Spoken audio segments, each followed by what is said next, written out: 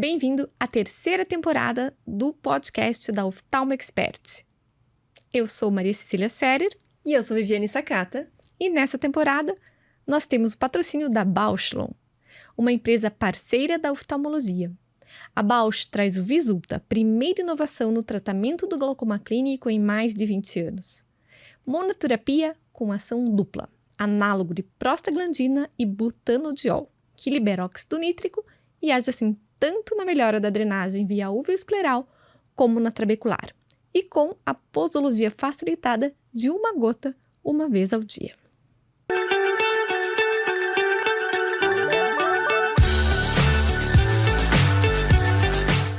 Sejam bem-vindos à terceira temporada do podcast da Oftalmo Expert. Eu sou Viviane Sakata. E eu sou Maria Cecília Scherer. E hoje nós temos conosco um convidado ilustre, que é o professor Alexandre Taleb, professor ali em Goiânia, né, Dr. Taleb? E eu vou deixar o senhor se apresentar aí, ter a honra de dizer pra gente um pouquinho de quem você é e da sua história e da sua formação. Obrigado pelo convite para poder estar aqui com vocês no podcast. Meu nome é Alexandre Taleb, eu sou médico oftalmologista, me formei em 96, fiz residência em São Paulo, primeiro na Unisa, depois minha formação em neurooftalmologia na USP. Tenho subespecialidade em retina e vítreo também, mas minha paixão é a telemedicina. Estudo telemedicina desde o século passado, desde 1999, lá se vão 25 anos, e fiz meu doutorado na USP em telemedicina, e venho me dedicando à formação de novos profissionais, à disseminação da cultura do teleatendimento ético, responsável por todo o país, em diversas áreas, e, como oftalmologista, desenvolvendo também ações em teleoftalmologia desde 2002, quando nós começamos os nossos primeiros trabalhos em teleoftalmo. Legal. Conta um pouquinho pra mim, porque eu não sei disso, porque eu imagino que depois da pandemia tudo isso deu um boom, né? A gente tava brincando agora há pouco que em 1999 você tava ali entre o louco e o visionário, né? E agora, graças a Deus, tá pendendo mais pro visionário, né? Que é uma coisa mais positiva do que louco, eu acredito. Há controvérsias. Sempre há controvérsias, mas lá em 2020, quando a pandemia chegou ao Brasil, em março de 2020, e a gente teve, em abril, o lockdown, todas as clínicas fechadas, os hospitais, atendimentos eletivos fechados, a oftalmologia praticamente teve que parar por um tempo. A telemedicina, ela se mostrou como uma alternativa, principalmente porque ela já era uma tecnologia madura. Então, ela não surgiu em 2020, ela não começou do nada na pandemia.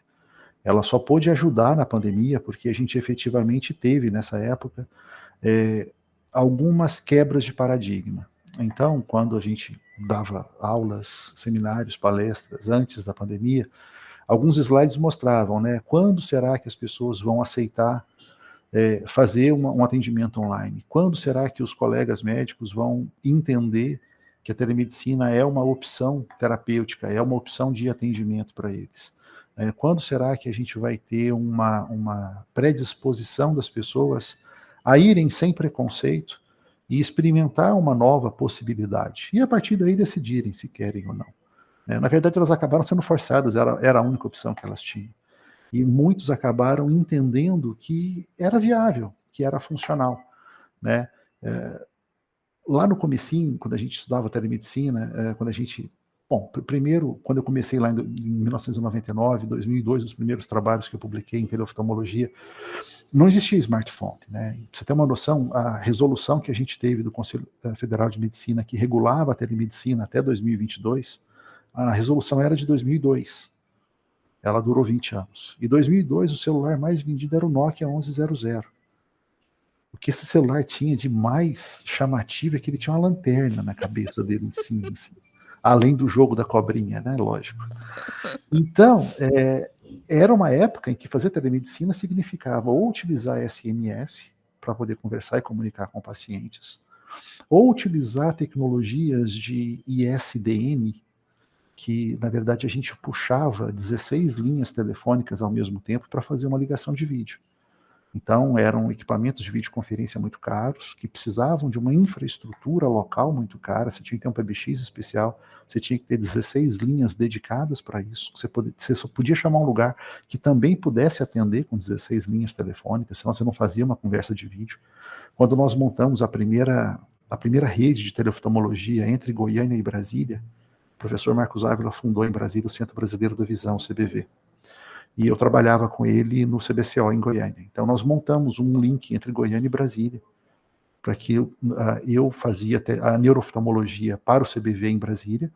Então não tinha neurooftalmo lá na instituição, então eu via os pacientes de neurooftalmologia por telemedicina, e o professor Marcos Ávila, quando estava em Goiânia e precisava ver algum paciente de Brasília, ou quando estava em Brasília e precisava ver algum paciente de Goiânia, também utilizava a telemedicina para isso. Então lá, isso foi em 2004, que nós montamos uma estrutura dessa. Então, evoluiu muito, evoluiu demais. E realmente a pandemia ela foi um divisor de águas, porque ela permitiu que os pacientes pudessem experimentar, mas acima de tudo ela permitiu que os médicos aceitassem de alguma forma ver os seus pacientes através de uma videochamada. Muitas pessoas confundem telemedicina com videochamada, e não é. Tá? Vamos lá. Telemedicina ela tem várias definições, né? Definições clássicas como é uma forma de comunicação bidirecional que utiliza áudio e vídeo para conectar localidades geograficamente distantes para prover cuidado em saúde. Alexandre, eu defino telemedicina como um novo modo de cuidar. Da mesma forma que eu cuido do meu paciente, ora clinicamente, ora cirurgicamente, eu tenho a opção de cuidar dele, ora virtualmente. O que justifica nós vermos um paciente no consultório, examinarmos esse paciente, solicitarmos exames complementares? O que justifica esse paciente voltar para trazer exame complementar no consultório? Não faz sentido para ele, não faz sentido para o trânsito, não faz sentido para a rotina dele, não faz sentido para o nosso consultório, para a nossa agenda. Então, assim, eu preciso examinar o paciente. Perfeito, você vai ver o paciente fisicamente, presencialmente, vai examinar seu paciente, vai fazer tudo o que é necessário. A toda consulta ou todo retorno que você não precisa examinar o paciente, ele automaticamente já pode ser feito um telecuidado. Eu tenho colegas que falam, não, Taleb, eu tiro o não pagante da agenda. Aquele paciente do retorno eu vejo por telemedicina. É uma estratégia, e é uma estratégia válida. Tá? Eu, em 2020, quando começou a pandemia, eu já tinha todos os equipamentos, porque eu vim comprando e testando tecnologias desde sempre. Então, quando começou a pandemia, eu faço refração remota, eu faço biomicroscopia remota, eu faço tonometria remota, o paciente passa nos exames, eu tenho acesso ao não só ao prontuário eletrônico, mas todo o PACS que me permite ver todas as imagens que eu tenho na clínica de todos os aparelhos. Então eu estava pronto para fazer telemedicina. E eu fiquei sem ir fisicamente ao meu consultório por 3 anos. De 2020 a 2023, eu só atendi por telemedicina. 100%. Então isso dá uma segurança para o que você está fazendo. Mas acima de tudo, isso te mostra quais são os limites que você tem que seguir. Eu acho que em tudo a gente tem que conhecer os limites para poder fazer uma coisa séria, uma coisa ética, uma coisa que seja boa para o paciente, que não coloque o paciente em risco e que não nos exponha a uma má praxis desnecessária. Deixa eu já lhe perguntar sobre isso, então, porque a telemedicina eu entendo que é uma coisa que, depois da pandemia, eu entendo que quando você começou era uma coisa de outro mundo, né? Realmente era uma coisa que não era aceita e é aquela história, né? Você era entre visionário e louco, porque aquilo era uma coisa que achava-se que nunca ia acontecer. Hoje já é diferente, assim, alguns anos pós-pandemia, isso é uma realidade, né? Eu faço VIT, eu vejo o paciente, eu faço exatamente isso. O paciente vem do interior, eu faço a primeira consulta, examino, peço os exames e faço a teleconsulta. Se ele está lá em Cascavel, ele faz uma consulta remota comigo para a gente ver os exames. E aí eu trabalho em parceria também com um colega local. Isso potencializa o alcance, o bom cuidado, não tira o paciente do médico do interior. Então, acho que é uma estratégia que funciona muito bem. E assim como eu faço, milhares de colegas fazem hoje em dia. Agora, o que pega é a teleoftalmologia, né? E que é isso que você está falando que você fazia no seu consultório, você ficou 3 anos sem ir no seu consultório, e eu cheguei a ver muito disso, cheguei a me interessar muito por esse assunto ali nos primeiros anos da pandemia, cheguei a ver uma aula do pessoal do Moorfields, eu lembro que era o Ferraz, que estava lá na época, e eu vi uma aula dele.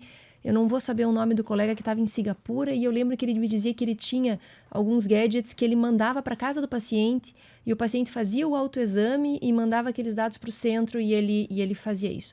Então, são duas perguntas combinadas, mas a primeira delas eu sei que você tem toda essa estrutura montada, eu já cheguei a ver alguns vídeos seus sobre isso, mas eu imagino que essa estrutura seja muito cara, né? Eu acredito. Então, qual é a viabilidade disso hoje, de ser disseminado no Brasil? Essa é uma pergunta. E como é que isso está acontecendo no mundo? Você consegue trazer essa informação para a gente? Sim, claro. Obrigado pela pergunta, porque dá a oportunidade da gente poder repassar um pouquinho o histórico de como a coisa aconteceu. Então, assim, em termos de teleoftalmologia, a gente tem 3 grandes vertentes: a teleconsultoria, a teleconsulta e o telediagnóstico. Quando a gente fala de telediagnóstico, é muito claro, é muito fácil da gente entender. Então, eu pego um retinógrafo, coloco num ponto remoto, faço a fotografia desse paciente remota, recebo a imagem, laudo à distância, né? Não é um trocadilho, mas a nossa especialidade ela é visual, você bate o olho, você vê, você sabe o que está acontecendo. Então, a gente tem uma assertividade diagnóstica através de exames complementares muito grande, mesmo na ausência do contato físico com o paciente. Então, o telediagnóstico em oftalmo foi uma das primeiras coisas que surgiu e que ainda é muito forte. Existem alguns grupos importantes trabalhando com isso. Aqui na Faculdade de Medicina da Federal de Goiás, nós somos o centro leitor de retinografias para o SUS no Brasil. Então, qualquer unidade básica de saúde que quiser colocar uma retinografia na Plataforma Nacional de Telediagnóstico, quem vai ler é a Federal de Goiás. Existe uma iniciativa muito grande também do Fernando Malherbe lá e do PH na Unifesp, fazendo principalmente com os indígenas e com diabéticos. Existem outras iniciativas menores, mas também bastante sólidas, como por exemplo de Minas Gerais, em BH, tem uma iniciativa de teleoftalmo, teve o projeto teleoftalmo do Hospital Moinhos de Vento, no Rio Grande do Sul. Então, o telediagnóstico, eu acho que é mais fácil das pessoas visualizarem, entenderem e compreender como a telemedicina funciona. A teleconsultoria também não tem muito segredo, quer dizer, isso que você está fazendo, onde você mistura a teleconsulta conversando com o teu paciente, e a teleconsultoria com um colega que está na cidade do interior e que pode te passar os dados necessários. Então, por exemplo, qual é um dos limitantes que a gente tem em teleoftalmologia na biomicroscopia? Um flare discreto você não vai ver por tele. Não adianta, por mais que você tenha uma bela lâmpada de fenda, um senhor operador do outro lado, a gente ainda não tem uma qualidade de transmissão de imagem que permita a gente ver um flare discreto. Dá para ver PK, dá para ver depósitos de pigmento na cápsula anterior ou na lio, mas o flare a gente perde. Então, e é um parâmetro fundamental para definir a atividade ou não da doença.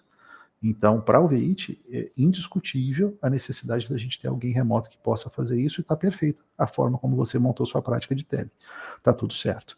Mas consultar o paciente remoto, ele pode acontecer de 2 formas. Então, eu e o paciente.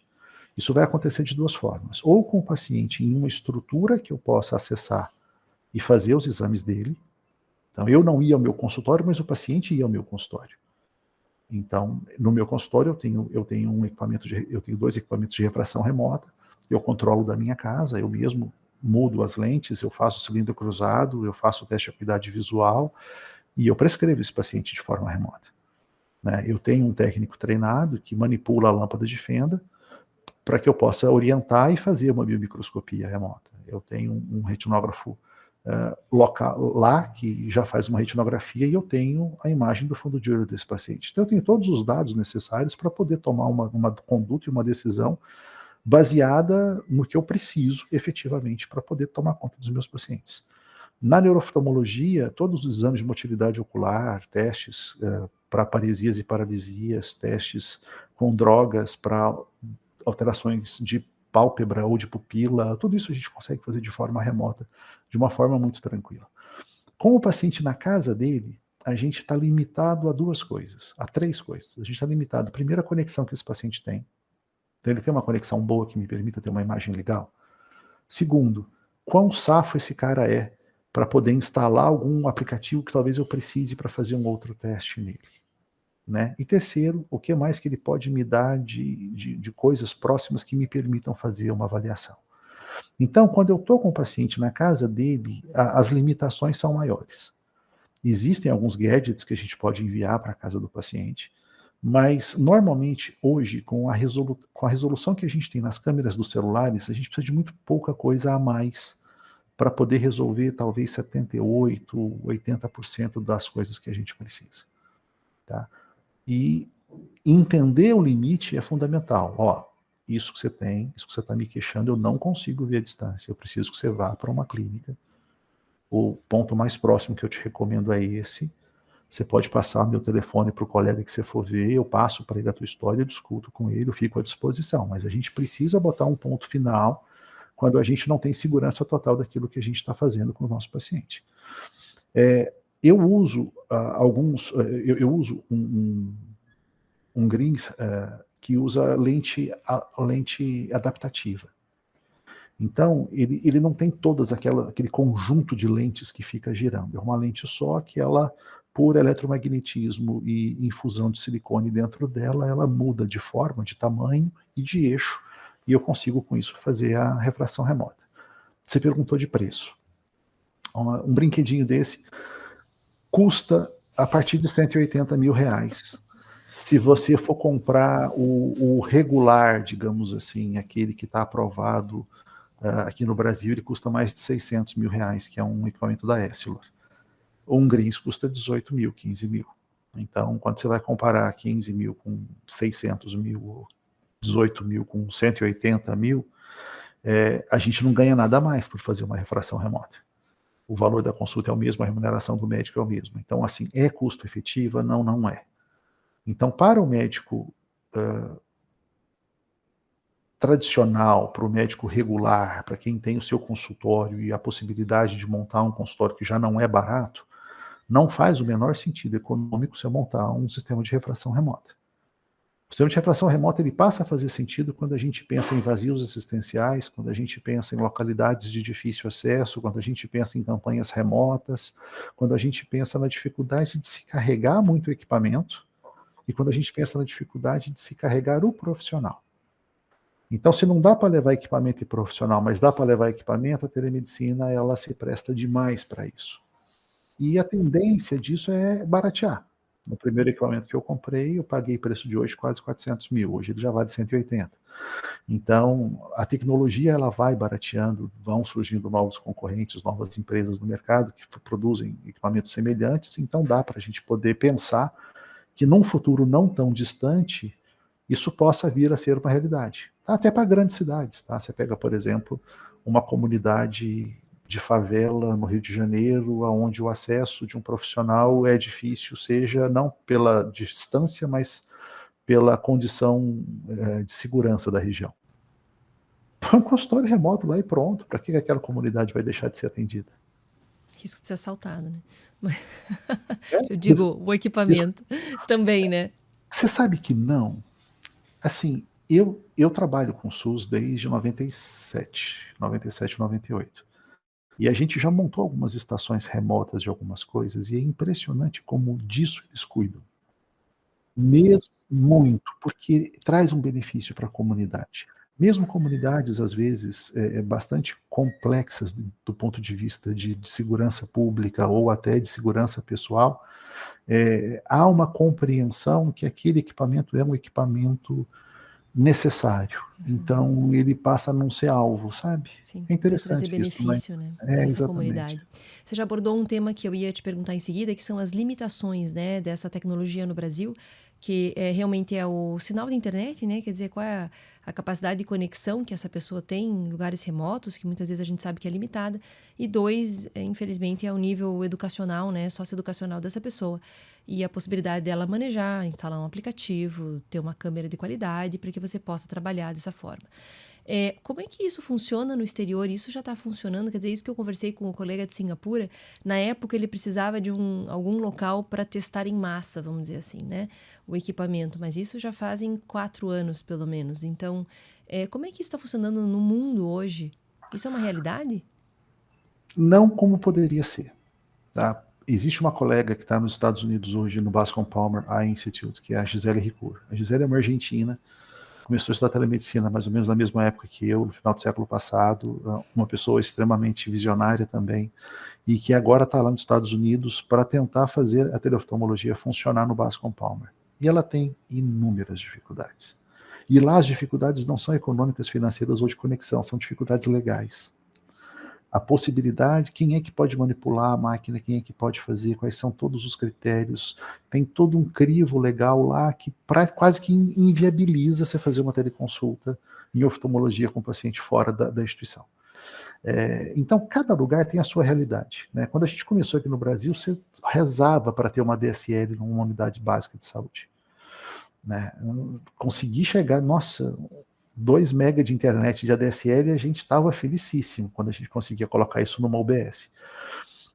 Saindo um pouco da teleoftalmologia, partindo para a telemedicina em geral, eu coordeno aqui da Federal de Goiás o núcleo de telemedicina e telesaúde, na Faculdade de Medicina. A gente fundou ele em 2007. E esse núcleo hoje, nós temos um projeto chamado Telesaúde Goiás, que não é só telemedicina, ele envolve teleenfermagem, teleodonto, telefonoaudiologia, telefisioterapia, telepsicologia, telesaúde em geral. Nós temos hoje 225 municípios conectados conosco, dos 246 municípios do estado de Goiás. A gente provê teleeducação e teleassistência para eles.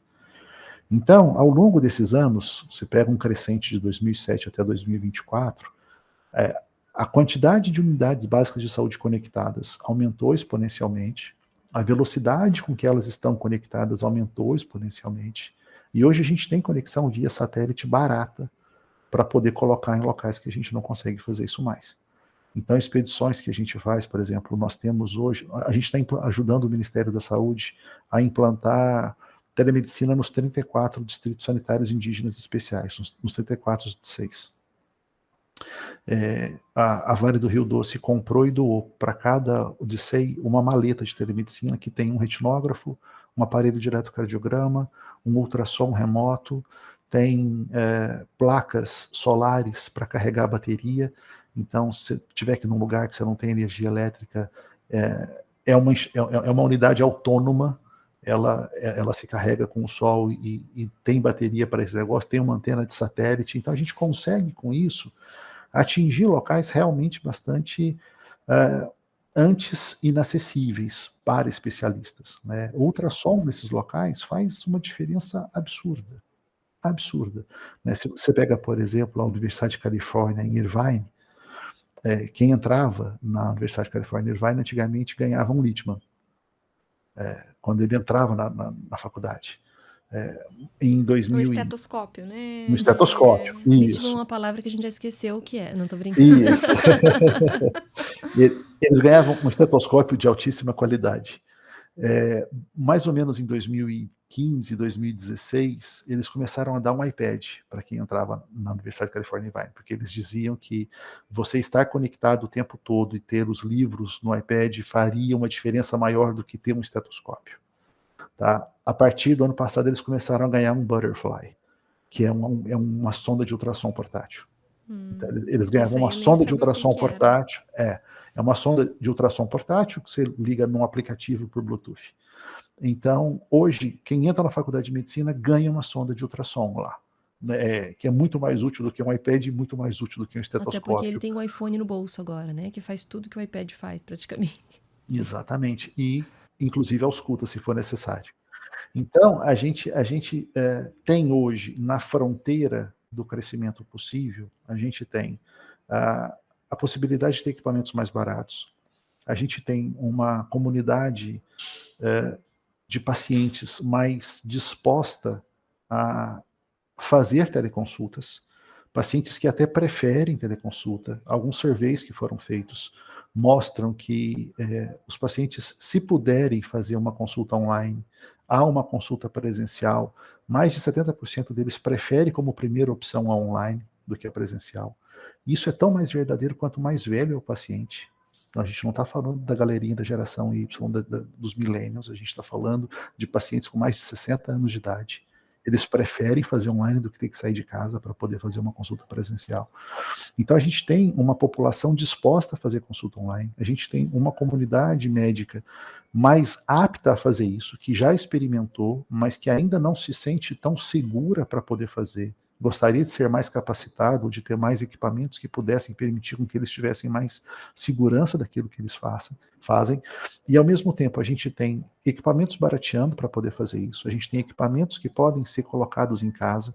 Então, hoje, as smart homes, os lares inteligentes, onde você tem sensores, onde você tem equipamentos com câmeras melhores e que permitem uma conectividade mais adequada. E você tem, em cima de tudo isso, uma rede de saúde que está muito mais disposta a tirar o paciente do hospital. Então, o futuro, realmente, ele é um futuro em que o cuidado à distância, ele vai ter o seu lugar.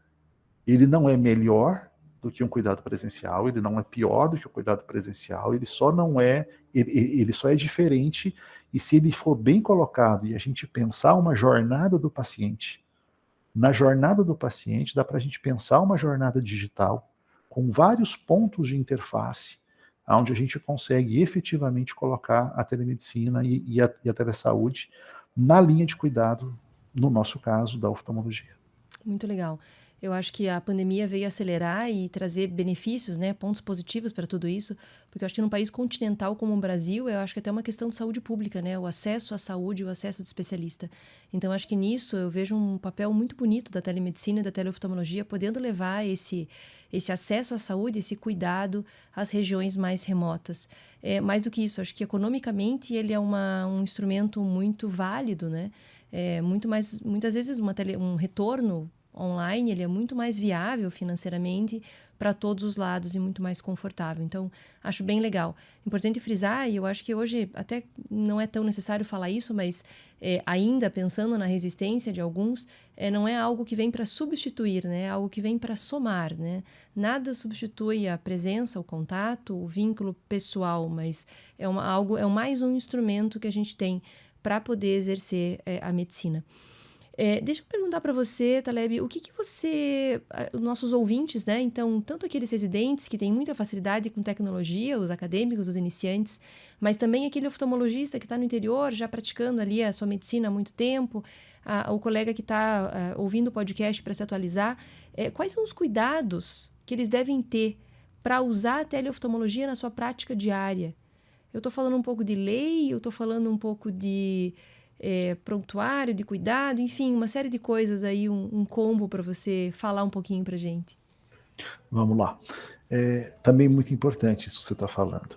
A gente tocou de leve nesse assunto, conversando um pouco antes, quando a gente falou que videochamada não é telemedicina. Né? Então, assim, o que me garante fazer uma telemedicina com segurança, com cuidado para o meu paciente? Alguns preceitos precisam ser seguidos. Então, primeiro, identificação. Eu preciso ter certeza que o paciente com quem eu estou conversando é quem ele diz ser.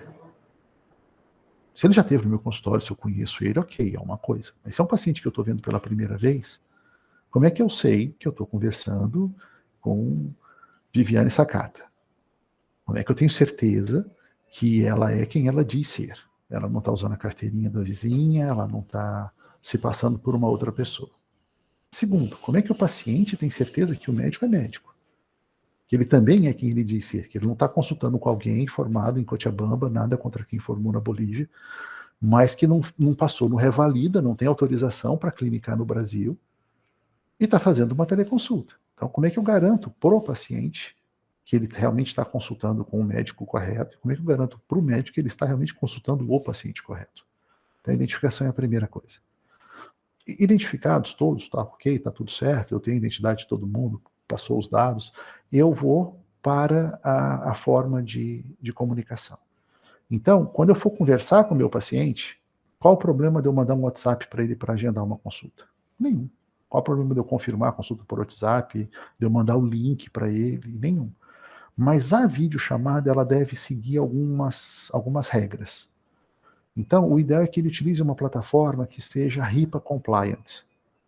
A RIPA é um conjunto de leis dos Estados Unidos que define alguns critérios que permitem ou evitam por exemplo, que a tela seja gravada, que alguma coisa aconteça sem o consentimento da outra pessoa. Então, eu utilizar ferramentas, a videochamada ela é uma ferramenta. Vamos imaginar a telemedicina como uma estratégia. A telemedicina é uma estratégia de atendimento que utiliza inúmeras ferramentas. A ferramenta mais convencional é a videochamada. Mas na videochamada em si, eu tenho videochamadas e videochamadas. Então, eu posso usar o Meet, o Google Meet? Posso. Mas existe uma versão do Google Meet que é HIPAA Compliant. Eu posso usar o Zoom? Posso, mas existe uma versão do Zoom que é HIPAA Compliant. Ele é mais cara que a versão convencional do Zoom. O Zoom gratuito, ele não é HIPAA Compliant. Tá? Eu posso usar o WhatsApp? Não, o WhatsApp não é HIPAA Compliant. O que é RIPA mesmo? Desculpe, eu acho que eu perdi. HIPAA é um conjunto de leis norte-americana, é um ato, eles chamam de ato para a saúde. Ótimo. Health Informatics Privacy Act, não sei das quantas, daqui a pouco eu lembro para te passar. Mas tem uma série de regras que definem como é que as plataformas devem agir, como é que as videochamadas devem ser, como é que o médico deve se conduzir, etc. e tal. Isso também bate muito com a LGPD, que é a Lei Geral de Proteção de Dados que a gente tem no nosso país. Outra coisa que é importante para a gente fazer telemedicina é estar com tudo registrado. Então eu preciso de um prontuário eletrônico, onde eu vou registrar tudo o que aconteceu. O paciente me mandou um exame pelo WhatsApp, eu vou fazer o download daquele exame e vou anexar no prontuário eletrônico. O paciente me mandou um áudio, eu vou fazer o download daquele áudio e vou anexar no prontuário eletrônico. Eu conversei com o paciente, fiz a minha videochamada, eu vou registrar no prontuário eletrônico os dados principais. Ah, mas eu preciso gravar a consulta com o paciente? O que eu sempre digo é o seguinte: você grava a sua consulta presencial? Se você grava a sua consulta presencial, então grava a sua videochamada também. Se você não grava a sua consulta presencial, não tem razão para você gravar a videochamada.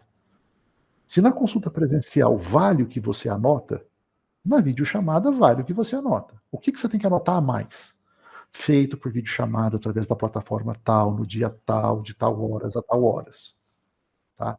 Preciso pegar um consentimento do paciente? Sim, por favor. Precisa. Então, o paciente tem que assinar um consentimento livre e esclarecido. Tá? Ah, mas ele tem que imprimir, assinar e me mandar? Não. Você pode mandar um documento para ele, onde ele clica um X. Existem plataformas que, para ele entrar na plataforma, ele já consente com a teleconsulta. Então, tem várias maneiras disso acontecer. Né? Registrou, aí tudo aquilo que tiver registrado, tudo isso que estiver acontecendo, tem que acontecer debaixo de segurança. Então, nós estamos conversando aqui através de uma plataforma de áudio e vídeo. Nós estamos em nuvem. Se eu quisesse ter uma segurança maior nessa conversa nossa, a gente conversaria através de uma VPN, de uma Virtual Private Network. Então, se puder acontecer dentro de uma VPN, melhor ainda. Mas o meu computador tem que estar com antivírus atualizado, o seu também. Se eu puder estar debaixo de um firewall para evitar hackeamento, melhor ainda. Então, camadas de segurança são necessárias para que o que a gente faça fique realmente onde precisa ficar. E eu preciso ter um log. Ah, o cara da TI entrou no prontuário do paciente. Então, tem que estar registrado que quem entrou no prontuário do paciente foi alguém com a senha do cara da TI, tal dia e tal hora, e fez tal coisa. Então, eu consigo rastrear tudo isso. A hora que eu junto identificação, segurança de transmissão de dados, prontuário eletrônico com registro de tudo que eu fiz, segurança da informação através de firewall, de antivírus, e rastreio através dos logs, aí, joia, estou fazendo telemedicina. Utilizando ferramentas distintas, mas aí eu estou fazendo telemedicina. Muito joia. Eu uso uma plataforma chamada Conexa, que ela veio pela Ofta, eu acho, muito tempo gratuita, continua sendo gratuita, na verdade. Ela tem todos esses critérios de segurança, você sabe? Conexa é uma excelente plataforma. Uhum. Ela foi fundada pelo Romeu, pelo Roberto Botelho, por uma turma que é muito experiente nisso. Tá? Existem, hoje no Brasil, a gente deve ter pelo menos umas 18 plataformas bastante confiáveis para se fazer telemedicina. Então, assim, é importante a gente tentar não ser amador, porque a gente acaba se expondo a riscos desnecessários. Existem empresas que não são tão caras e que permitem com que a gente consiga fazer isso. Eu utilizo a Virtual Doctor. Ela tem uma sala, é uma sala virtual. Se aluga como se fosse uma sala, como se fosse um consultório. Ele é seu, para usar 24 horas por dia, com quantas pessoas você quiser, do jeito que você quiser. Só que a chave é sua, você deixa entrar quem você permitir. Então, o que ele não permite? Ele não permite 2 pessoas fazerem consulta simultânea. Você não vai atender no seu consultório 2 pacientes, 2 médicos diferentes, vira confusão. Mas um de cada vez, vários médicos podem dividir a mesma sala, cada um num turno, cada um num dia. Então, assim, existem várias formas de se fazer isso. O mais importante realmente é a gente tentar estar seguro com plataformas que sejam legalizadas e que tenham realmente a possibilidade de permitir com que a gente possa fazer o que a gente sabe fazer de melhor, que é ouvir o nosso paciente, cuidar do nosso paciente, tentar fazer um diagnóstico correto e conduzir da melhor maneira possível. E acolher. Muito joia.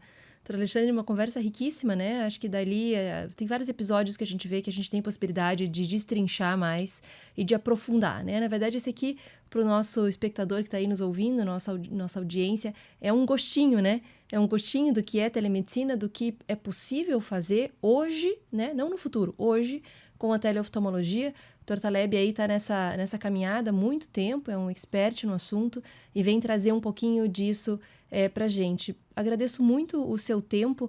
A gente tem um compromisso aí com o nosso ouvinte de ter um episódio de uma determinada duração para que seja viável, mas fica aí o convite para um próximo momento aí para a gente aprofundar um pouquinho mais esse assunto. Eu agradeço o convite, agradeço a possibilidade de estar aqui conversando com vocês. É um assunto que eu ficaria horas falando sobre ele.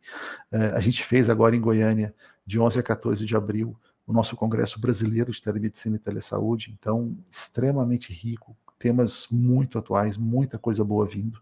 Isso porque a gente não entrou em LLM, em ChatGPT, em inteligência artificial, como é que a inteligência artificial pode ajudar na oftalmologia, todos pontos acessórios da teleoftalmologia, mas sim, eu fico à disposição, caso a gente tenha essa oportunidade novamente no futuro. Agradeço pelo convite, desejo a todos os seus ouvintes um excelente dia e que possamos todos seguir em paz.